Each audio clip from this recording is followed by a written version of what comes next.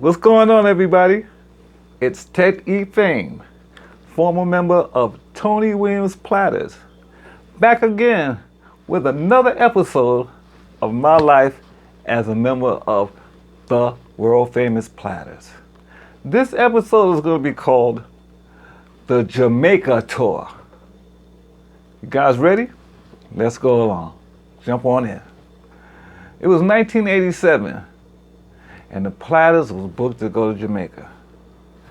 I didn't even know the Platters was popular in Jamaica, being that this place was known for reggae music.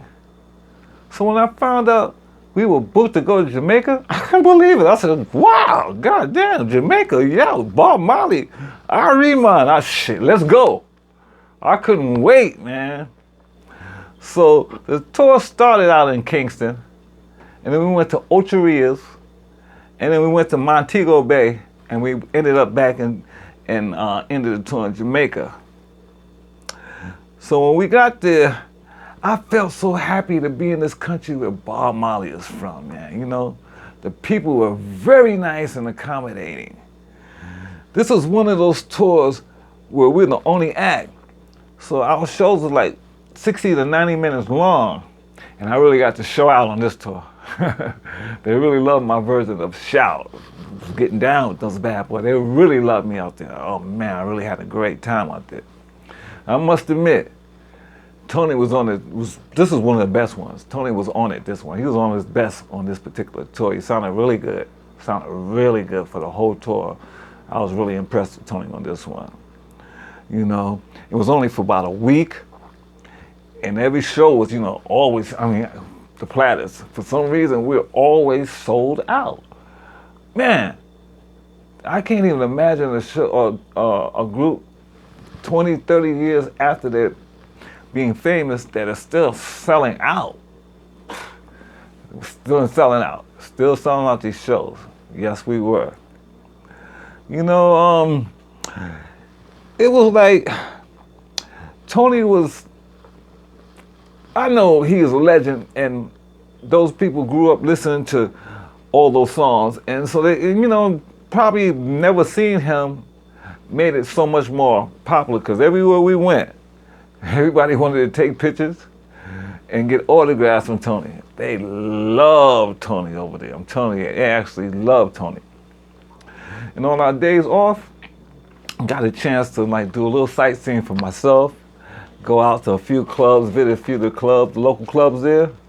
And actually, I became a Guinness Stout drinker on that tour. I can remember, you know, they had the Guinness Stout, and they had their, I forgot what the name of their stout. They have a stout beer they have in Jamaica, a local stout. I tried that too. But I was a little liking the Guinness more. And after that tour, man, I was like hooked to those things. I always loved them Guinness Stouts, man. To this day, I'll have a Guinness Stout. Before I drink any other beer, I'll drink a Guinness Stout. You know, smoked a lot of weed. Man, the weed. I'm talking about garbage bags full of weed for like $20. Garbage bags full of weed for like $20. So much weed, you didn't know what to do with it. Man, I was smoking weed in the morning when I wake up I was smoking weed when I go to bed at night, throughout the day when I wake up in the morning. Oh man, it was like a lifestyle to this day. To this day. Don't talk about no weed. Love some weed, man. Matter of fact, I remember when we had to leave, when I finally had to leave, I had all this weed. I'm like, damn, what I'm gonna do this weed? I can't take this weed back to America. They bust my ass.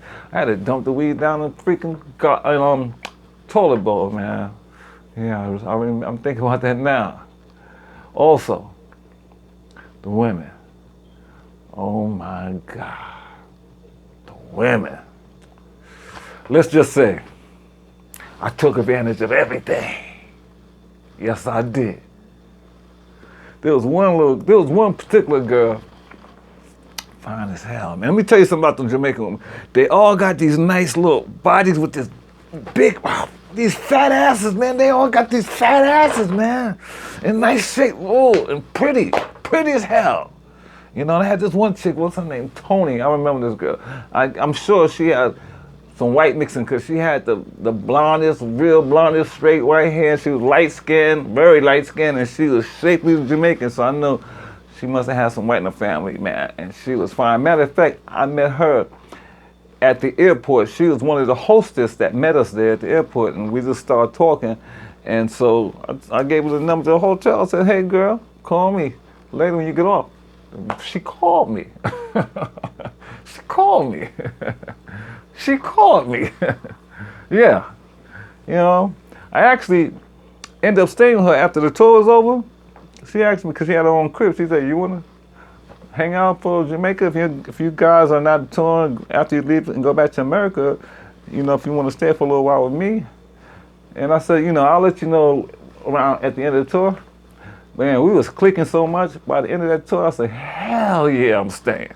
So I had them change my ticket at the airport to let me leave a week later. So everybody left a week before me. So I left a week later because I spent the whole week. And let me tell you right now, I can do a whole chapter on just that 1 week with that woman.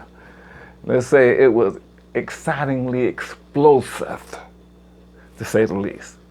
I'm gonna leave it right there because this is a story about the Platters, and that's something a little different. I ain't gonna go off on, but I'm going to do something on that because I gotta share that with people. There, I got some, you know, so I'm gonna do something on that later.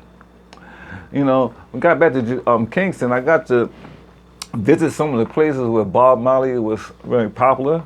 Even went down to Trenchtown where he grew up at.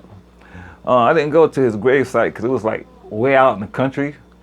But I did meet some of the people who knew him personally, and they were telling me stories about him, which was very fascinating. Very fascinating. You know, you got to remember, this is like in the late 80s because Bob Marley died in 81. So we was there in like 87. I think this was the 87 tour. Yeah, 87. So his memory was still fresh in those people's minds. So they had some great stories about Bob Marley there. And let me tell you something. Bob Marley is like God in Jamaica. I'm telling you, everywhere you went, there was something referenced to Bob Marley in Jamaica. So all in all, I have to say, all in all, Jamaica was a great tour. I had a great time. And I vowed one day to go back there again. I hope to go back there again on tour, this time on my own tour as Teddy Fame. That would just set it off. That would be the icings on the cake to me as far as I'm concerned in Jamaica. I really loved it. So that's about it. I'm gonna keep this one kind of short and sweet, you know, not too long as the other ones and ramble along. So as I always say, if you enjoy these stories, I want you to hit the like button and the subscribe button and leave a comment. Also, hit that notification bell so you will know the next time I post one of these videos. And this is like a whole series, right? This is 10 years. You're getting 10 years worth of stuff. And I'm just laying them out as I go along, as I rethink them, reimagine them, and I'm sharing them with you guys. So once again, thank you for stopping by and listening to my videos. You guys have a great day. Teddy Fame here. Peace. Bye-bye.